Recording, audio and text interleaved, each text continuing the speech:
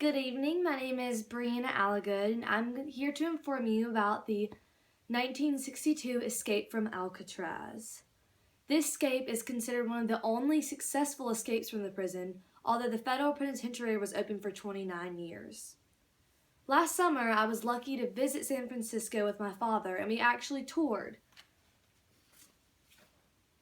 Here's a photo I took of Alcatraz. It's right off the coast of San Francisco. And here's a photo of me and my father actually in front.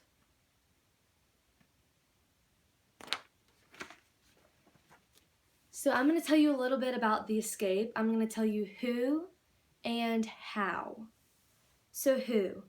The brilliant mastermind behind the plan, Frank Lee Morris. If anyone ever wanted to escape from a prison, it would be this man.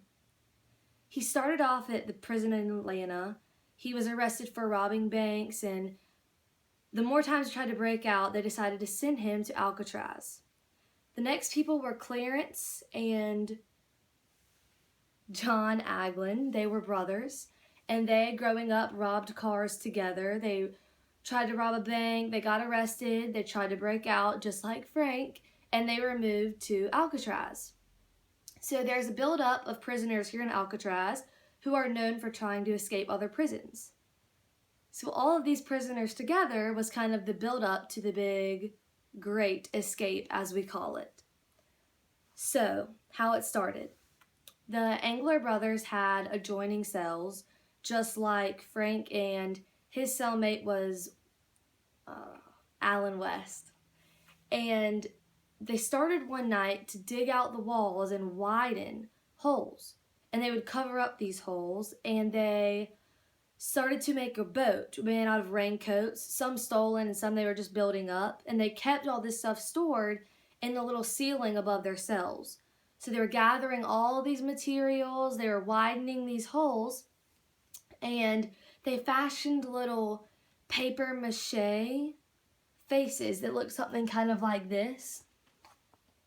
And they kept these tucked into their bed so that when the guards came by, they would just think that the prisoners were asleep in bed, not up to anything, while really they were the masterminds of this great escape plan.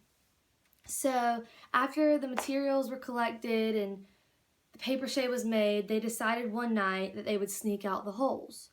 And something interesting about Alcatraz is that it's actually a little island, and there's nothing around it but the bay. So they had to go in the middle of the night and jump out, swim to shore on their little raincoat raft.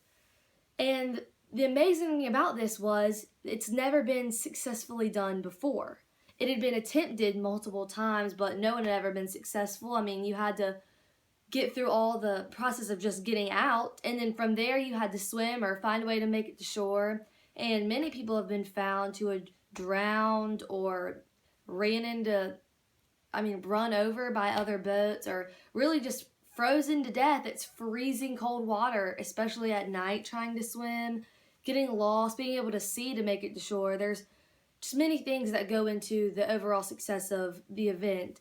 And many questioned the Great Escape of Alcatraz. Did the prisoners actually escape?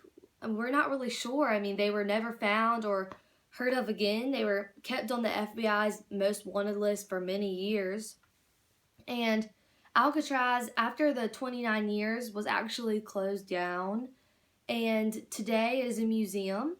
I've never personally been able to go inside the museum. I got to see it from that distance, but about 10 years ago, my parents went together and they got to go into the cells and just kind of look around. And each one of the cells is about 5 by 9. They're not very big.